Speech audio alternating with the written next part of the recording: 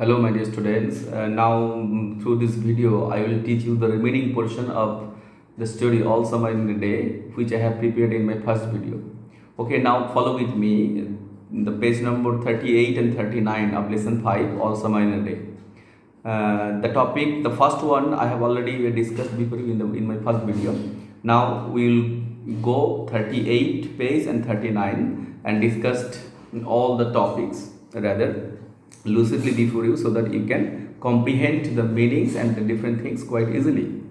So please take out your textbook once again and go through the lines along with me for better comprehension. Now don't you go too far. Their teacher called after them. তাদের শিক্ষক মহাশয় যিনি ছিলেন তিনি বললেন, এই তোমরা বেশি দূরে যেও না, you have only an hour তোমরা তো জানোই তোমাদের কাছে মাত্র 1 ঘন্টা সময় আছে। The children were running and turning up their faces to the sky to feel the warm sun on their cheeks. শিশুরা দৌড়চ্ছিল and turning up their faces to the sky, এবং দৌড়তে দৌড়তেই তাদের মুখটা আঁকা ঊর্ধ্বপানে তাকিয়ে তুলছিল। কি জন্য? To feel the warm sun on their cheeks, অর্থাৎ সেই সূর্যের যে উত্তাপ, যে উষ্ণতা, সেই উষ্ণতা তারা তাদের গালে মাখবার জন্য দৌড়তে দৌড়তেই ঊর্ধ্বপানে সূর্যের দিকে তাকিয়ে দৌড়চ্ছিল। দে টুক অফ দেয়ার জ্যাকেটস, অর্থাৎ যে আন্ডারগ্রাউন্ড টানেলের মধ্যে যারা ছিল সেই টানেলটাতে খানিকটা শীত অনুভব তাদের হতো, ফলে তারা জ্যাকেট পরে থাকতো। কিন্তু যখন সামার হলো, গ্রীষ্মকালে হলো, গ্রীষ্মের সেই সূর্যের প্রচণ্ড দাবদাহে তাদের শরীরে উত্তাপ পেতে শুরু করলো, তারা উষ্ণতা অনুভব করতে শুরু করলো। ফলে they took off their jackets and let the sun warm their arms, এবং তাদের বাহুগুলোকে তারা আস্তে আস্তে let the sun warm their arms, এবং তাদের বাহুগুলোকে তারা উন্মুক্ত করছে যাতে করে সেই সূর্যের উষ্ণতা তাদের দেহে, তাদের বাহুতে তারা মাখতে পারে। Oh it's better than lamp lights isn't it, তাদের মধ্যে একজন শিশু বলে উঠলো, ওহো এটা তো ল্যাম্প লাইটের থেকে অনেকটা ভালো, তাই নাকি? দেখো এই সেন্টেন্সটা, এই যে isn't it, this is an perfect example of question tag. What is question tag or tag question? Tag question is a question that is added at the end of a statement sentence in order to put a special emphasis on it. It is rather a statement sentence. It's better than lamp lights. তার মানে এটা lamp লাইটের থেকে অনেকটাই ভালো, তাই নাকি? এই যে তাই নাকি, isn't it, এটা একটা কোয়েশ্চন ট্যাগ। মাচ বেটার, তাদের এক সহপাঠী বলল, অনেক ভালো। দে স্টপড রানিং, তারা তাদের দৌড়টা থামিয়ে দিল। And stood in the great jungle that covered Venus, এবং যে ভেনাস গ্রহটাকে যে জঙ্গলগুলো ঘিরে আছে, সেই জঙ্গল ঘেরা শুক্র গ্রহের মাঝে তারা দাঁড়িয়ে পড়ল। দ্য জাঙ্গল গ্রিউ, সেই জঙ্গলটা বেড়ে উঠেছিল, মানে ডেভেলপড হয়েছিল। অ্যান্ড নেভার স্টপ গ্রোয়িং, এবং কখনোই সেই জঙ্গলটা তার বাড়টাকে, তার যে গ্রোয়িংটাকে, তার ডেভেলপমেন্টটাকে কখনোই থামায়নি। The jungle had spent years without the sun, এবং সূর্য ছাড়াই এই 7 বছর ধরে যে সূর্যোদয় হয়নি, তাতে কিন্তু জঙ্গলটা তার ডেভেলপমেন্টটাকে, তার গ্রোয়িংটাকে স্টপ করেনি। বলছে the jungle had spent years without the sun, এবং সূর্য ছাড়াই সেই জঙ্গল সে অতিবাহিত করেছে তার আগের বছরগুলি। It was the colour of rubber ash and ink, সূর্যালোক ছাড়া এই জঙ্গলটার কীরকম কালার হয়েছে? রাবারের মতো, অ্যাশ ছায়ের মতো, আর কীরকম? কালির মতো। তাহলে রাবার, অ্যাশ এবং ইঙ্কের মতো কালার হয়ে গেছে। কেন? Because the jungle had not received any kind of sunlight over the years. The children lay out লাফিং on the jungle mattress. Mattress বলতে তোমরা বলতে পারো যে soft grassy floor of the forest. দেখবে ফরেস্টের মাঝে মাঝে অনেক সময় ফার্ন জাতীয় অনেক আগাছা জাতীয় গাছ জন্মায়, এবং এই যেহেতু বৃষ্টির জগৎ ছিল এটি, বৃষ্টিতে প্রচণ্ড পরিমাণে এই ধরনের আগাছা জাতীয় জন্মেছে, এবং সেগুলো সফট, সেই গ্রাসগুলো যেন মনে হচ্ছে ম্যাট্রেস বা তোষক বা গদির মতো হয়েছে। শিশুরা দৌড়তে হাসতে সেই জঙ্গল ম্যাট্রেসের মধ্যে শুয়ে পড়ছিল। They ran among the trees, সেই গাছের মধ্য দিয়ে তারা দৌড়াচ্ছিল। দে স্লিপড অ্যান্ড ফেল, তারা পিছলে যাচ্ছিল, যেহেতু পিছলে যাচ্ছিল এবং পড়ে যাচ্ছিল। They pushed each other and played hide and seek, তারা একে অপরকে ঠেলাঠালি করছিল এবং হাইড অ্যান্ড সিক, মানে তোমরা যেটা খেলো, অনেকেই খেলো, ছোটোবেলায় তোমরা খেলেছো লুকোচুরি, তার লুকোচুরি খেলছিল। Most of all they squinted at the sun, squinted মানে আর চোখে তাকানো বা আর বোঝা চোখে তাকানো, মানে looked at something with eyes partly shut, যখন আমরা খানিকটা চোখ আধ বোঝা অবস্থা উপরের দিকে তাকাই, ঠিক এমনটা। কি বলছে, most of all they squinted at the sun until tears ran down their faces.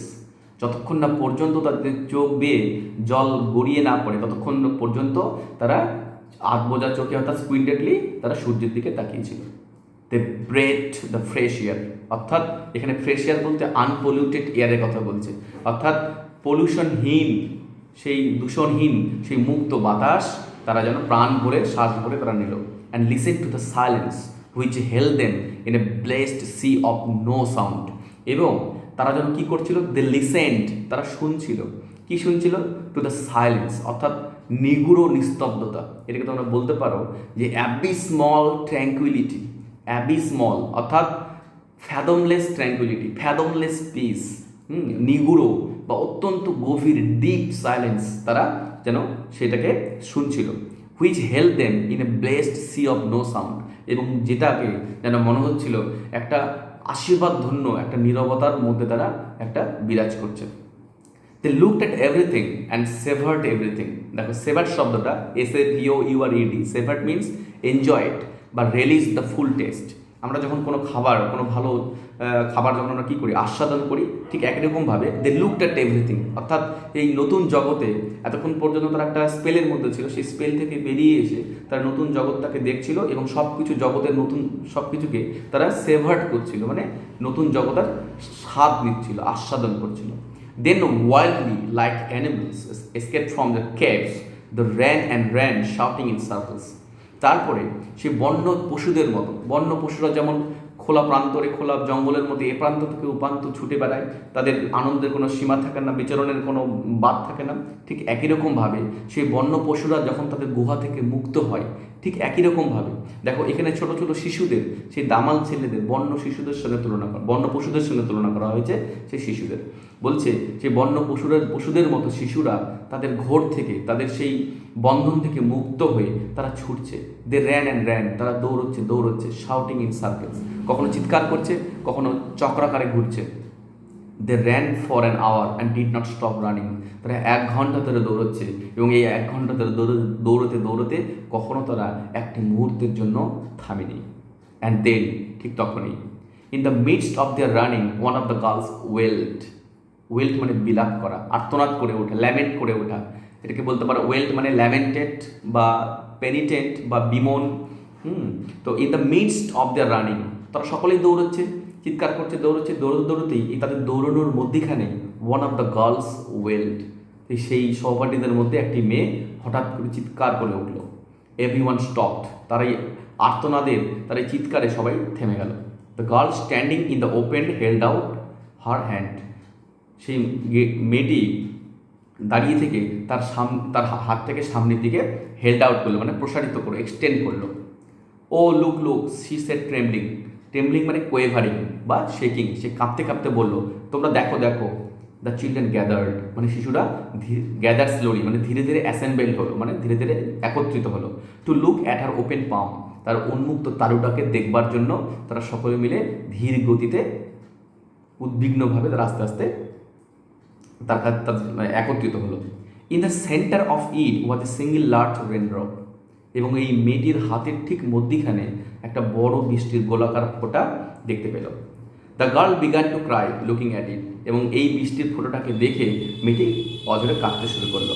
The children glanced quickly at the sky, glanced মানে এক পলক খুব তাড়াতাড়ি তাকিয়ে না, taking a quick look at something, এটাকে বলা হয় গ্ল্যান্স। বলছে the children glance quickly at the sky, আকাশের দিকে তারা একবার এক পলকের দিকে তাড়াতাড়ি তাকিয়ে নিল। A few cold drops fell on their noses, কিছু শীতল বৃষ্টির ফোঁটা তাদের নাকের ডগায় এসে পড়লো। অ্যান্ড দেয়ার চিক্স, তাদের গালে পড়লো। অ্যান্ড দেয়ার মাউথস, এবং তাদের মুখে এসে পড়লো। The sun faded behind A cloud of mist, সেই মেঘেদের আড়ালে, সেই ঝাপসা কুয়াশার মতো মেঘের আড়ালে আস্তে আস্তে সেই সূর্যটা যেন মলিন হয়ে গেল, যেন বিলীন হয়ে গেল। A cool wind blew around them, এবং তাদের আশেপাশে শীতল বাতাস বইতে লাগলো।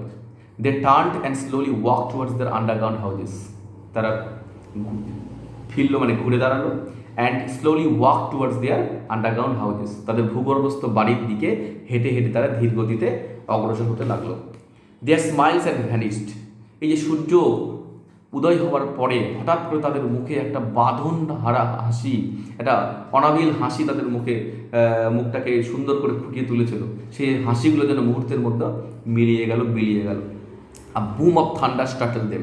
বুন মানে হচ্ছে একটা হেভি ভায়োলেন্ট সাউন্ড, গুম গুম আওয়াজ করে, ঠিক আছে? বলছে এ বুম অফ থান্ডার স্টার্টেল দেম। স্টার্টেল মানে হচ্ছে হঠাৎ করে চমকে দেওয়া, স্তম্ভিত করা, হতচকিত করা। বলছে এ বুম অফ থান্ডার স্টার্টেল দেম, মানে ক্রিয়েটেড হিউজ ফিয়ার বলতে পারো। স্টার্টেল মানে তাদের মধ্যে একটা ভয়ের সৃষ্টি করা, তাদেরকে ভীত করে দেওয়া। যখন এরকম গর্জন হলো, মেঘের গর্জন, তারা বেশ ভীত সন্ত্রস্ত হয়ে গেল। দে টাম্বেলড আপন ইচ আদার অ্যান্ড র্যান। যখনই এরকম মেঘের সেই রাম্বলিং অফ ক্লাউডস শুনতে পেলো তারা, দ্যাট ইজ মেঘের গর্জন শুনতে পেলো, রাম্বলিং অফ ক্লাউডস, দে টাম্বেলড আপন ইচ আদার। টাম্বেল মানে ফেল সাডেনলি, তারা একে অপরের উপরে পড়ে গেল, অ্যান্ড র্যান এবং দৌড়তে লাগলো। ও ও তাদের মধ্যে একজন বলে উঠলো, চিৎকার করে উঠলো। Lightning struck all around them, যেন মনে হচ্ছিল সেই বজ্রপাত বজ্রবিদ্যুৎ তাদের আশেপাশে কোথাও অ্যাটাক পড়ছে। The sky ডার্কেন্ড into mid night in a flash. Flash মানে মুহূর্তের মধ্যে, in the twinkling of an I, অর্থাৎ এক মুহূর্তের মধ্যেই সমস্ত আকাশটা যেন মনে হচ্ছে সেই একদম ফ্ল্যাশিং করে সেই আলোর ঝলকানি দিয়ে মধ্যরাতের সেই মতো হয়ে গেল মুহূর্তের মধ্যে, মানে ঘন কালো অন্ধকার যেন মনে হচ্ছে মধ্যরাত হয়ে গেছে। The children stood at the doorway to the underground houses until it was raining hard. বৃষ্টি প্রচণ্ড বেগে শুরু হওয়ার আগে শিশুরা যাদের ভূগর্ভস্থ ঘরের সেই দরজার সামনে তারা দাঁড়িয়েছিল। Then they close the doors, তারপরে তারা তাদের দরজাগুলো বন্ধ করে দিল। And heard the gigantic sound of the rain falling everywhere. এখানে জাইগান্টিক মানে হচ্ছে এক্সট্রিমলি হিউজ, জাইগান্টিক মানে প্রকাণ্ড, প্রচণ্ড জোরে শব্দ। দেন দে ক্লোজ দ্য ডোরস, তারা আস্তে আস্তে, তাদের ইচ্ছাটা ছিল না, তোমরা বুঝতেই পারছো, তারা সেই আনন্দ করছিল 1 ঘন্টার জন্য, কিন্তু 1 ঘন্টার আনন্দ তাদের কাছ থেকে সরে যাওয়ার পরে তারা যখন আবার চলে গেল ভূগর্ভস্থ সেই ঘরের সামনে, দরজার সামনে দাঁড়িয়ে থেকে তাদের মনগুলি কিছুতেই চাইছিল না তারা দরজাটা বন্ধ করে দিবে, কারণ সেই দরজা বন্ধ মানে তাদেরকে আবার 7 বছর অপেক্ষা করতে হবে সেই দরজাটা খুলে আবার উন্মুক্ত পৃথিবীকে আবার আলিঙ্গন করবার জন্য। কাজেই তারা সেই দরজার সামনে দাঁড়িয়ে অধীর আগ্রহে, অধীর অপেক্ষায়, মানে বলতে পারো তোমরা হচ্ছে যে মানে পুরোপুরি মনমরা হয়ে তারা সেই দরজার সামনে সেই বৃষ্টির শব্দ শুনছিল, এবং যতক্ষণ না পর্যন্ত বৃষ্টি সজোরে পড়তে শুরু করে ততক্ষণ পর্যন্ত তারা দরজার গেটের সামনে, মানে এই আন্ডারগ্রাউন্ডের যে ভূগর্ভস্থ যে বাড়িটা তার সামনে অপেক্ষা করছিল, বাড়ির দরজার সামনে। দেন দে ক্লোজ দ্য ডোরস, তারপরে তারা দরজা বন্ধ করে দিল। And heard the gigantic sound, এবং যখন তারা দরজা বন্ধ তারা শুনতে পেল সেই বৃষ্টি পড়ার, সর্বত্র বৃষ্টি পড়ছে, সেই বৃষ্টি পড়ার সেই অতিশয় শব্দ, সেই দৈত্যের মতো বৃষ্টি পড়ার শব্দ। জাইগান্টিক সাউন্ড মানে হিউজ সাউন্ড বা এক্সেসিভ বা এক্সট্রিমলি হিউজ সাউন্ড তারা শুনতে পাচ্ছিল। Will it be 7 more years before the sun comes out again? তাদের মনে, একজনের মনে প্রশ্ন আসলো, will it be 7 more years before the sun comes out again?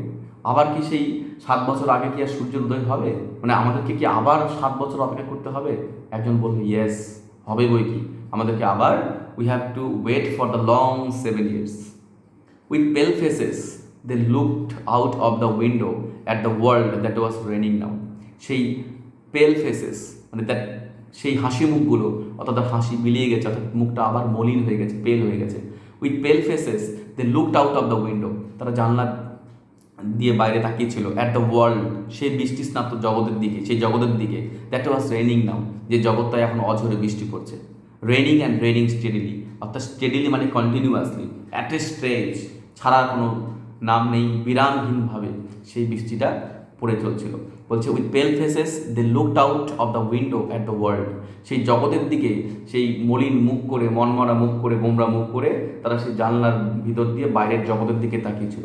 সেই জগৎটাতে এখন শুধু বৃষ্টি পড়ছে, শুধু বৃষ্টি আর বৃষ্টি, সজোর, পুরো সজোরে বৃষ্টি পড়ছে, সেই বৃষ্টি থামবার কোনো আর জো নেই, এবং তাদেরকে আবার 7 বছর অপেক্ষা করতে হবে সেই বৃষ্টির বন্ধ হবে, এবং তারা উন্মুক্ত সেই সূর্যস্নাত সেই পৃথিবীর সেই অপূর্ব রূপটাকে তারা আবার অবগাহন করতে পারবে। তার জন্য তাদেরকে দীর্ঘ 7 বছর অপেক্ষা করতে হবে।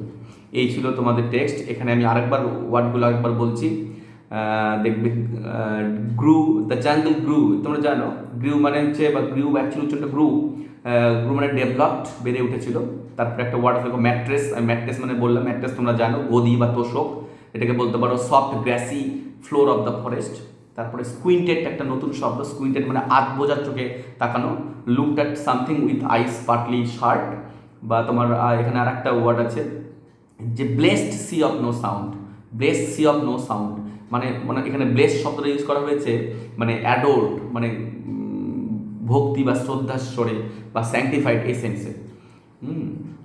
সেভার্ট কথার অর্থ হচ্ছে এখানে আস্বাদন করা, মানে এনজয়েড বা relish the full test of something, অর্থাৎ আমরা খাবার যেমন আস্বাদন করি ঠিক তেমনটি। ওয়েল্ট মানে বিলাপ করা, ল্যামেন্টেড। ট্রেমব্লিং মানে হচ্ছে কোয়েভারিং বা শেকিং। গ্যাদার্ড মানে অ্যাসেম্বলড হওয়া। গ্ল্যান্সড মানে কুইক লুক করা। টাম্বেলড মানে হঠাৎ করে পড়ে যাওয়া, ফেল সাডেনলি। আর বুম অফ থান্ডার, থান্ডার মানে জানো যে একটা হেভি ভায়োলেন্ট সাউন্ডটাকে আমরা বলি বুম, বুম বুম শব্দ। আর স্টার্টেল মানে চমকে দেওয়া, created huge fear and alarm, gigantic শব্দটা কিছুক্ষণ আগেই বললাম। আর ইন এ ফ্ল্যাশ মানে in the twinkling of an I. তারপরে পেল মানে নট ব্রাইট, নট ব্রাইট ডিমিউর ইত্যাদি। স্টেডিলি মানে হচ্ছে কন্টিনিউয়াসলি বা অ্যাট স্ট্রেচ, ইনসিজনলি। এই হচ্ছে তোমাদের এই 38 এবং 39 পেজ। দেখো তারপরে আমরা তোমাদের যে এক্সারসাইজগুলো আছে সেগুলো এক্সারসাইজগুলো আমরা একটু এখানে প্র্যাকটিস করে নেব। কী কী এক্সারসাইজ আছে তোমরা 39 পাতার পরে চলে যাও। দেখো এখানে বলেছে যে men and women came from the earth to Venus by. Option দেওয়া আছে, দেখো এমসিকিউ তোমাদের এরোপ্লেনস, হেলিকপ্টার্স, রকেটস, স্যাটেলাইটস। তারা কী করে এসেছিল প্রথমেই আমরা পড়েছি রকেটস, তাহলে উত্তরটা হবে C. The children learn that the sun was like a or an.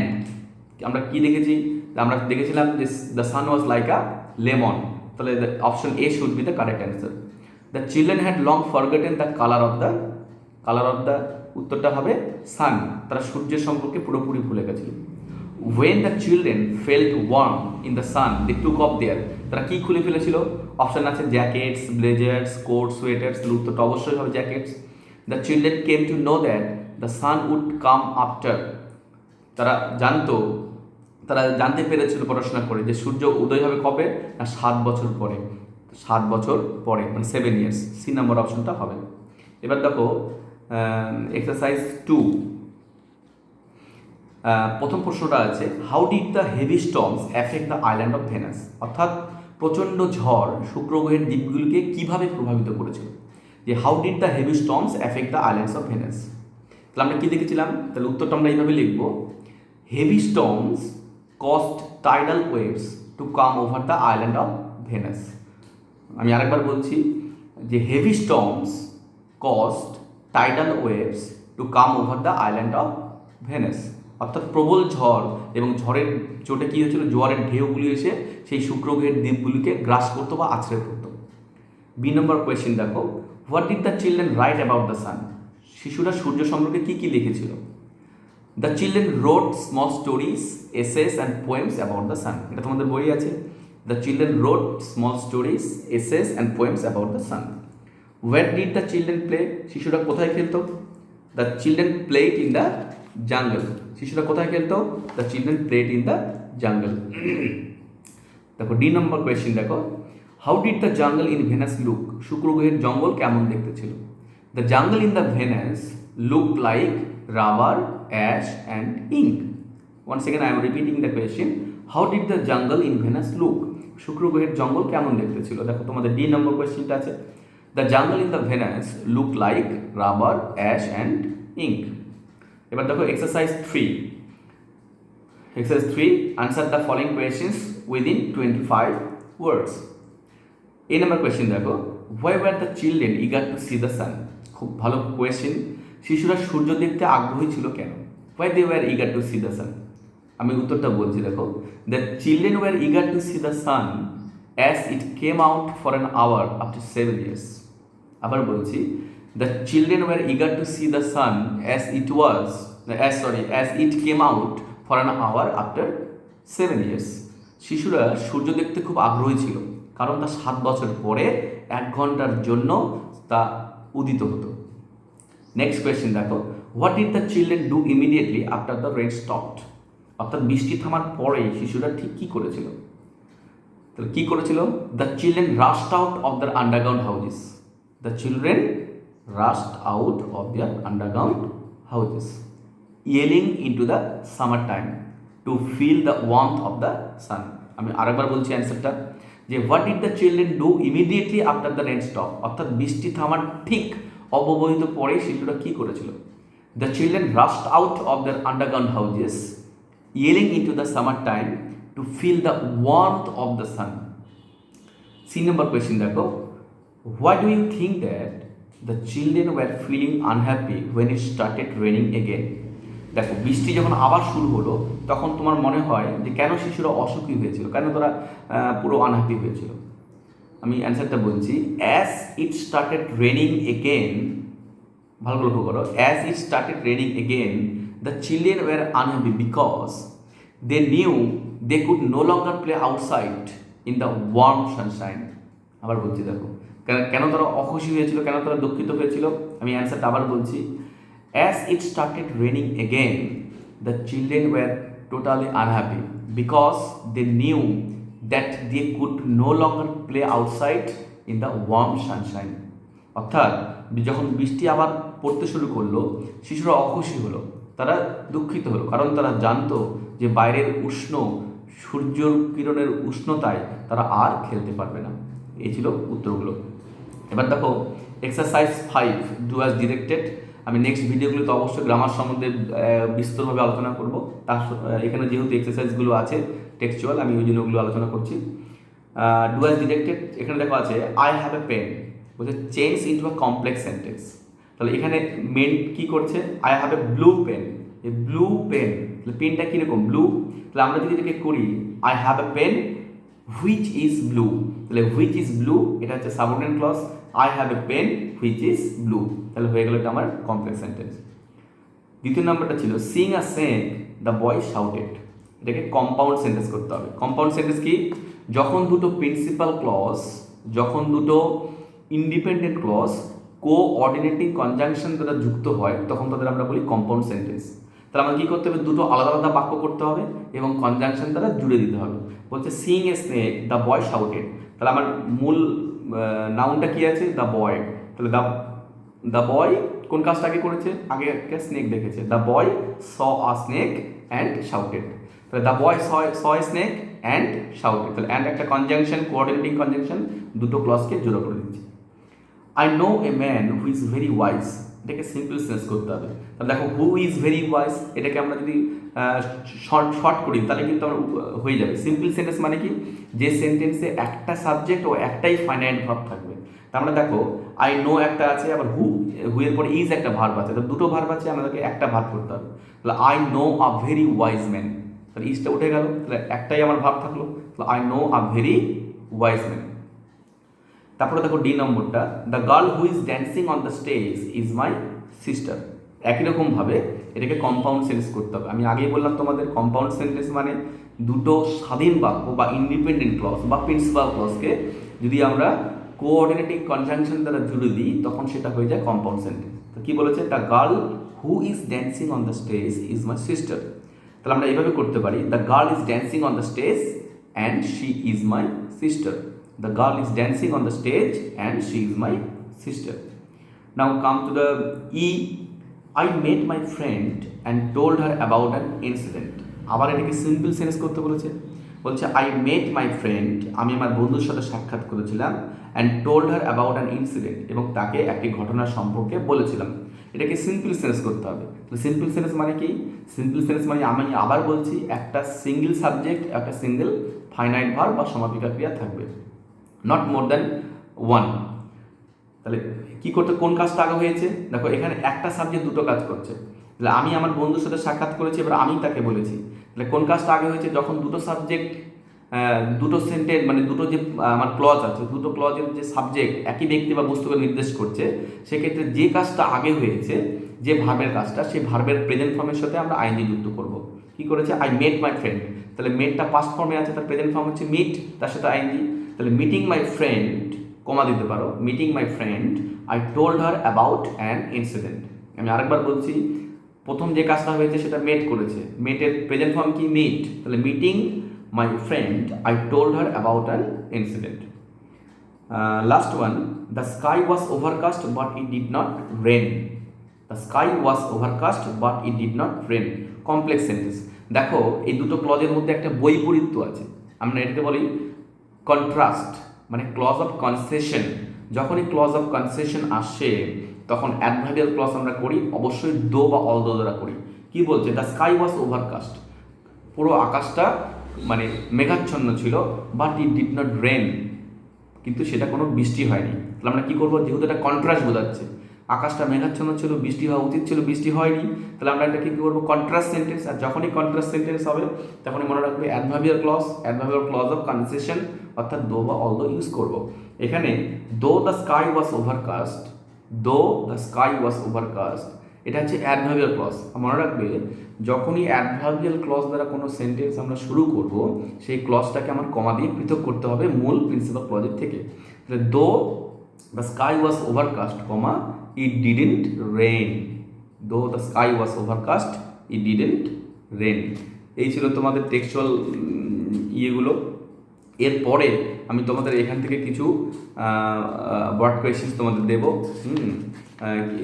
বা এমসিকিউ আলোচনা হতে পারে, এসিকিউ আলোচনা হতে পারে, কিছু কিছু ওয়ার্ড কোয়েশ্চেন আমি তোমাদের দেবো। কী কী কোয়েশ্চেনগুলো ইম্পর্টেন্ট সেই ইয়েগুলো দিয়ে পরের ভিডিও আমি নিশ্চয়ই যখন নেক্সট চ্যাপ্টারে চলে যাব। এরপরে তোমাদের আছে mile the mist upon the hill. এই কবিতাটা যখন আমি শুরু করব তার আগে তোমাদের এই অলসো মাইনের ডে থেকে কিছু ইম্পর্টেন্ট কোয়েশ্চেন্স, সেটা এসিকিউ হতে পারে, এই এসিকিউ বা এমসিকিউ কিছু কিছু গুরুত্বপূর্ণ কোয়েশ্চেন্স বা কিছু কিছু টেক্সচুয়াল গ্রামার আমি তোমাদের অবশ্যই আলোচনা করব। তোমরা সকলেই ভালো থেকো এবং এই ভিডিওটাকে অবশ্যই দেখো, এবং তোমাদের কোনো কোয়ারিজ থাকলে আমি আবার বলছি, আমার phone number 9614209908। I am repeating 9614209908। এই ফোন নম্বরে তোমরা আমাকে হোয়াটসঅ্যাপও করতে পারো, আবার ফোনও করতে পারো তোমাদের কোয়ারিজ জানবার জন্য। সবাই ভালো থাকবে, আর এই ভালো করে টেক্সটটা পড়বে, খুঁটিয়ে খুঁটিয়ে পড়বে, যাতে করে কোনো বুঝতে অসুবিধা না হয়। কোনো অসুবিধা হলে আমি তোমাকে বললামই তোমাদের সকলকেই যে তোমরা আমার ফোন নম্বরে আমাকে ফোন করবে। তোমাদের বাদবাকি যে সমস্ত জায়গাগুলো দুর্বোধ্য মনে হবে, ক্লিয়ারনেস পাবে না, সেগুলো আমাকে ক্লিয়ার করে নেবে। সবাই ভালো থাকবে, সুস্থ থাকবে, বাড়িতেই থাকবে, আর মন লাগিয়ে পড়বে। ভালো থাকবে, কেমন? রাখছি।